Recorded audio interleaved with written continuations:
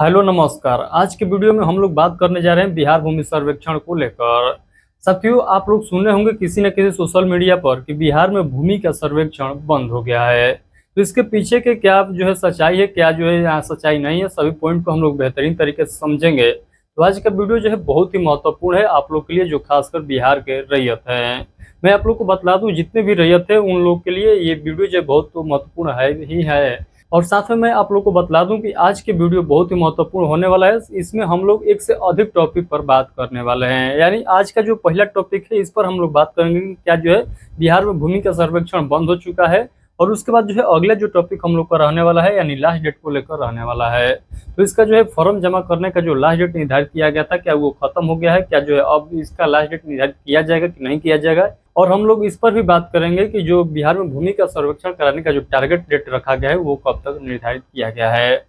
उसके बाद हम लोग अगला पॉइंट जो देखेंगे वो है देखेंगे जरूरत दस्तावेज, यानी क्या जो है महत्वपूर्ण दस्तावेज है जो आप लोग को जमीन सर्वे के फॉर्म के साथ जमा करना था। जो लोग जमीन सर्वे का फॉर्म जमा कर चुके हैं, यानी स्वघोषणा फॉर्म के साथ दस्तावेज अटैच करके यदि आप लोग जमा कर दिए हैं, तो स्वघोषणा के फॉर्म के साथ कौन कौन से डॉक्यूमेंट को अटैच किए हैं, यदि उस डॉक्यूमेंट को अटैच नहीं किया है जो महत्वपूर्ण है, तो आप लोग को क्या करना होगा आगे, उस पर भी हम लोग बात करेंगे। और जो अभी तक स्वघोषणा का फॉर्म जमा नहीं किए हुए हैं उनको कौन कौन से डॉक्यूमेंट के साथ स्वघोषणा का फॉर्म जमा करना चाहिए, उस पर भी हम लोग बात करने वाले हैं। और साथ में मैं आप लोग को बतला दूं कि आज के ही सेशन में हम लोग समझेंगे कि यदि आप लोग आवेदन कर चुके हैं, यानी स्वघोषणा का फॉर्म जमा कर चुके हैं, ऑफलाइन जमा किए हुए हैं या ऑनलाइन जमा किए हुए हैं, उसका स्थिति देखना चाहते हैं और उसका स्टेटस नहीं दिखाई देता है, यानी उसका स्थिति नहीं दिखाई देता है, तो उस कंडीशन में आप लोग को क्या करना होगा। और जो लोग ऑफलाइन जमा किए हैं उनको कुछ आईडी के तौर पर नहीं मिला है, तो वो किस आधार पर अपना जो स्टेटस चेक करेंगे, उस पर भी हम लोग बात करने वाले हैं। और साथ में मैं आप लोग को बतला दूं कि आज के ही सेशन में मैं आप लोग को बतलाने वाला हूं कि आप लोग जितना भी कार्यालय का काम है वो घर बैठे करा सकते हैं। यानी जो कार्यालय स्तर पर काम होता है उस काम को आप लोग घर बैठे करा सकते हैं, उस पर भी हम लोग बात करेंगे। कौन कौन से आप लोग काम कराइएगा सभी पॉइंट में बतलाऊंगा। तो यहाँ पर पूरा जो है सीरियल वाइज मैं यहाँ पर लिखा हूँ कि कौन से कार्य के लिए आप लोग जो है टोल फ्री नंबर पर कॉल करके कार्य करा सकते हैं। तो सभी पॉइंट को खैर हम लोग पूरा बेहतरीन तरीके से समझने वाले हैं आज की इस वीडियो में। तो आप लोग इस वीडियो में पूरा एंड तक बने रहिएगा। आई होप कि जो जो मैं पॉइंट बताऊंगा सभी पॉइंट आप लोग को बेहतरीन तरीके से समझ में आ जाएगा। तो चलिए हम लोग इस वीडियो को स्टार्ट करते हैं। वीडियो को स्टार्ट करने से पहले आप लोगों से एक ही रिक्वेस्ट रहेगा कि इस वीडियो को लाइक कर दीजिएगा और इस चैनल को सब्सक्राइब कर दीजिएगा, ताकि बिहार भूमि सर्वे के संबंध में कोई भी अपडेट आता है तो सबसे पहले आप तक जानकारी उसका पहुंचता रहेगा। तो चैनल को सब्सक्राइब सभी लोग जरूर कर लेंगे जो अभी तक नहीं किए हुए हैं। आइए हम लोग सबसे पहले बात कर लेते हैं कि इसका लास्ट डेट जो है कब तक रखा गया था। क्या जो है इसका वाकई में लास्ट डेट खत्म हो गया है, यानी बिहार में भूमि का सर्वेक्षण बंद हो गया है। पहले हम लोग इसी टॉपिक पर बात कर लेते हैं जो आप लोग थंबनेल पर देखे होंगे। यहाँ पर लिखा हुआ है कि बिहार में जमीन सर्वेक्षण बंद। तो देखिए मैं आप लोग को बतला दूं, इसके पीछे का जो रीजन है आप सभी लोग स्पष्ट तरीके से जानते हैं कि यहाँ पर जो डिले चल रहा है इसी को लेकर ये जो है सवाल उठ रहा है कि बिहार में भूमि का सर्वेक्षण बंद हो चुका है।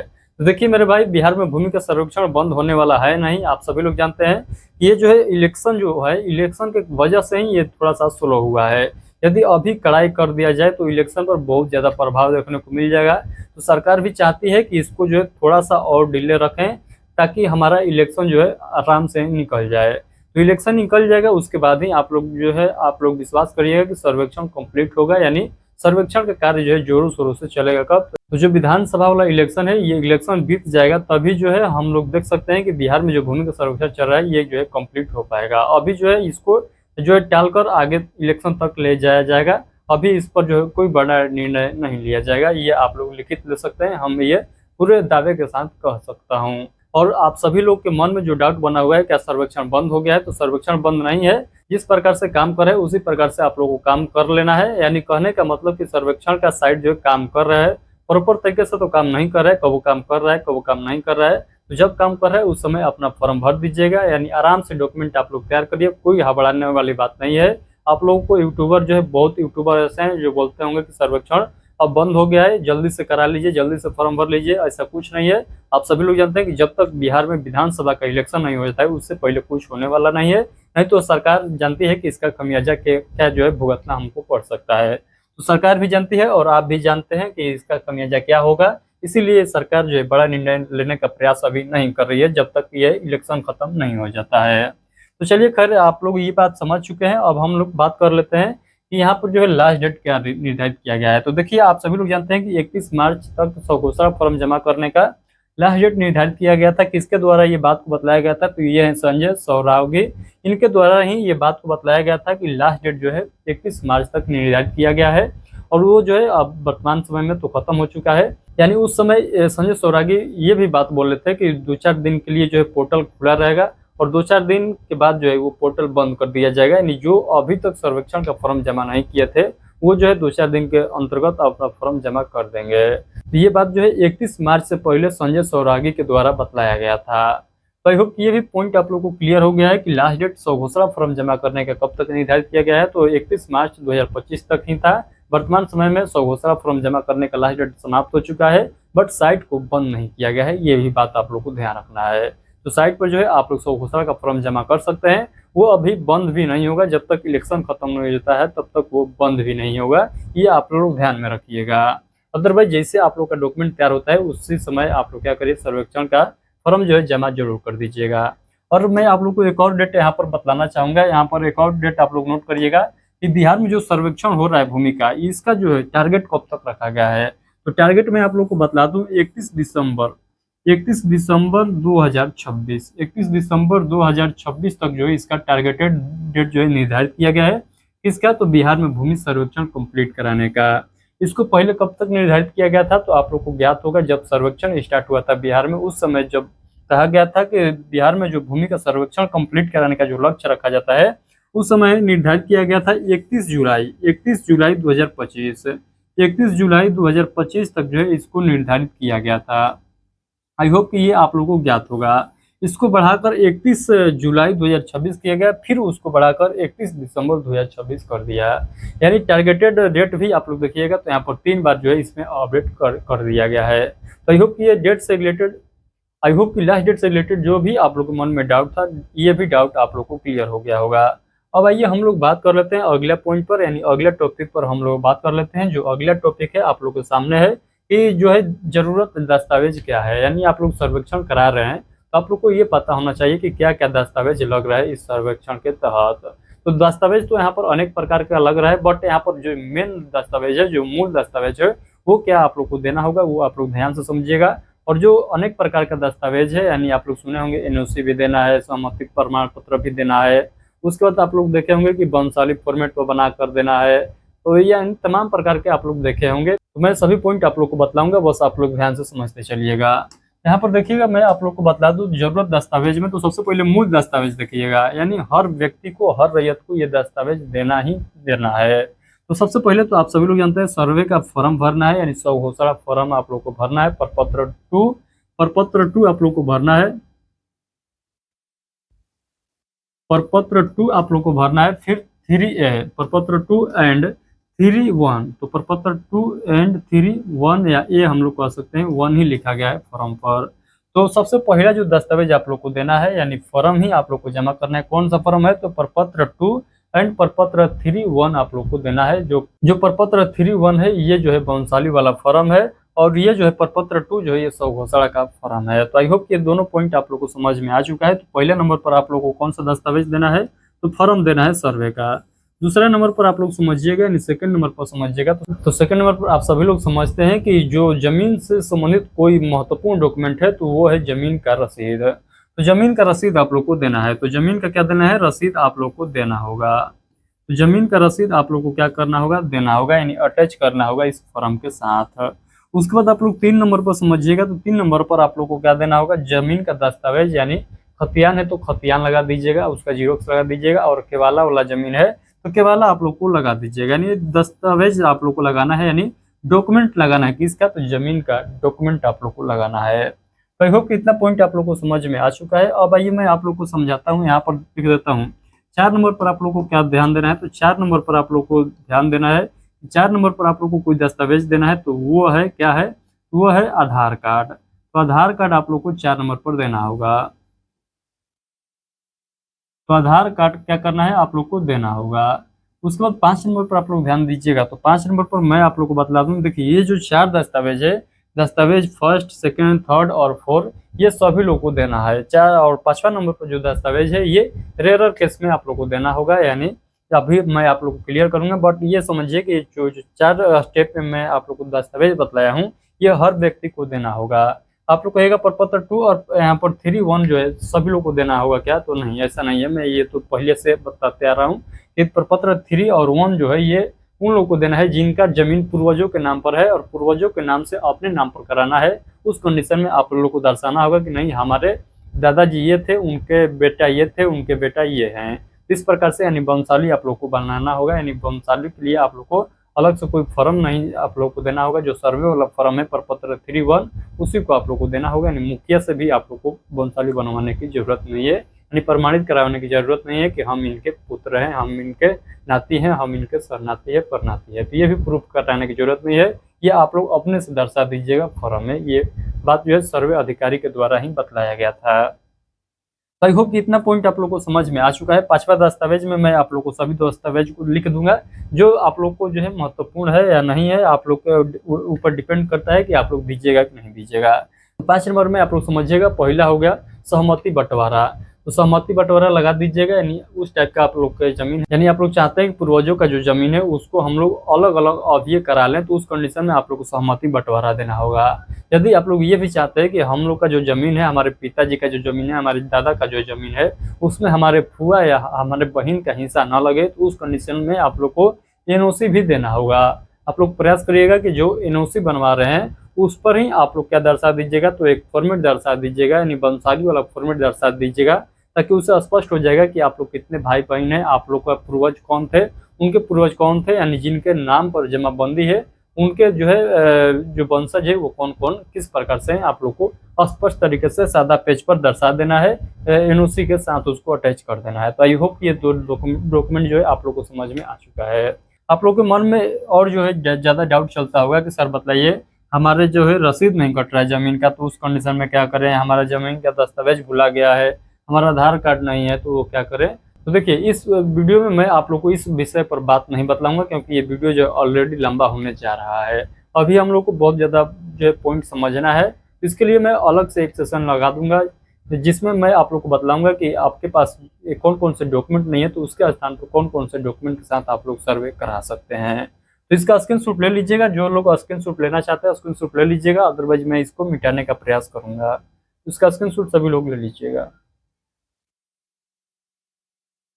आइए हम लोग आगे बात कर लेते हैं स्टेटस को लेकर, जो कि बहुत ही महत्वपूर्ण पॉइंट है और सभी लोगों का जो है ये प्रॉब्लम चल रहा है। कौन, तो स्टेटस को लेकर, यानी अभी तक आप लोग स्वघोषणा का फॉर्म ऑनलाइन जमा कर दिए हैं और उसका जो रेफरेंस आईडी मिला है उसके माध्यम से जब स्टेटस यानी आवेदन का स्थिति देखना चाहते हैं तो वहाँ पर शो ही नहीं कर रहा है। बहुत लोग का शो कर रहा है, बहुत लोग का शो नहीं कर रहा है। यानी हम लोग कह सकते हैं कि 60 से 70% लोग का यहाँ पर शो नहीं कर रहा है स्टेटस, 30 से जो है 40% लोगों का क्या कर रहा है, तो शो कर रहा है।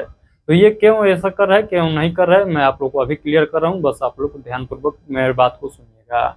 तो देखिए सबसे पहले तो मैं आप लोग को एक और बात क्लियर करूंगा स्टेटस को लेकर, क्योंकि जो लोग ऑफलाइन जमा किए हुए हैं उन लोग के भी मन में एक सवाल आ रहा होगा कि सर हमको तो कुछ प्रूफ के तौर पर मिला ही नहीं है, ना रेफरेंस आईडी मिला है, ना कुछ सीरियल नंबर मिला है, तो हम लोग कैसे आखिर चेक करें कि हमारा जो है आवेदन स्वीकार किया गया है कि नहीं, यानी हमारा आवेदन जो है लिया गया है कि नहीं लिया गया है, यानी स्टेटस हम कैसे देख पाएंगे। तो साथियों मैं आप लोग को बतला दूं कि आप जो है जहां जमा किए हुए हैं वहां से आप लोग जानकारी ले सकते हैं, यानी वहां से आप लोग जो है क्या कर सकते हैं, तो रेफरेंस आईडी प्राप्त कर सकते हैं। हमारे यहाँ तो बहुत लोगों का जो है रेफरेंस आईडी उन लोगों के द्वारा बतलाया गया है, यानी फ़ोन करके वो बतलाए हैं कि आपका रेफरेंस आईडी ये है, उसके माध्यम से आप अपना स्थिति देख सकते हैं। तो आप लोगों से एक ही रिक्वेस्ट है कि आप लोग एक बार अपने जो है अधिकारी से बात कर लीजिएगा, जहां पर आप लोग सर्वे का फॉर्म जमा किए थे वहां पर एक बार बात कर लीजिएगा। यदि रेफरेंस आईडी देता है तो उससे आप लोग स्थिति चेक कर सकते हैं। अदरवाइज वो कहे कि नहीं हम कर दिए हैं, आप लोग निश्चिंत रहिए, आपको नहीं घबराना है, तो आप लोग को बिल्कुल नहीं घबराना है। वो करेगा नहीं करेगा आप लोग को बिल्कुल नहीं घबराना है, बट उसका एक साक्ष्य जरूर रख लीजिएगा। जब जमा करने गए होंगे तो कुछ ना कुछ आप लोग को रिसीविंग के तौर पर दिया होगा, यानी सिग्नेचर ही करके क्यों ना दिया हो, बट उसका जो है प्रमाण रखना है ताकि वो बाद में मुकर ना जाए। ये नहीं कहे कि नहीं आप जमा ही नहीं किए थे, आप दिखाइएगा, कहिएगा कि ये कहाँ से आ गया हमारे पास, यानी ये सिग्नेचर जो है आपका ही है। जब जमा ही नहीं किए हैं तो आप किस बेसिस पर जो है इस पर सिग्नेचर किए हैं, यानी रिसिप्ट किस बेस पर हमको दिए हैं, तो आप लोग सिग्नेचर जरूर करा लीजिएगा। ये नहीं कि आप लोग जमा करिए और चुपचाप वो रह जाए। ऐसा करिएगा तो वो बाद में जो है आप लोगों के सामने क्या करेगा, झाड़ देगा, यानी कह देगा कि नहीं आप जमा ही नहीं किए हैं, जबकि आप लोग जमा किए हुए होंगे। तो आई होप कि ये पॉइंट आप लोग को समझ में आ गया है। जो ऑफलाइन जमा किए हुए हैं उनके बारे में मैं अभी बताया हूँ।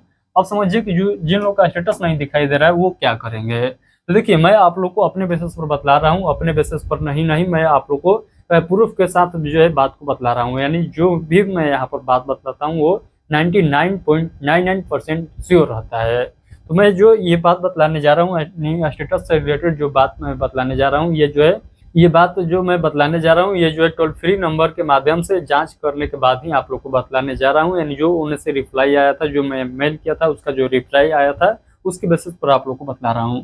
तो देखिए, उन लोगों के द्वारा ये बात को बतलाया गया था कि आप लोग का स्टेटस नहीं दिखाई दे रहा है, तो आप लोग को बिल्कुल नहीं घबराना है। आपका स्थिति जो है इसलिए नहीं दिखाई दे रहा है क्योंकि यहाँ पर जो है साइट में प्रॉब्लम चल रहा है, यानी साइट पर जो है प्रॉब्लम की वजह से आपका स्टेटस नहीं दिखाई दे रहा है। तो आप लोग को बिल्कुल नहीं घबराना है।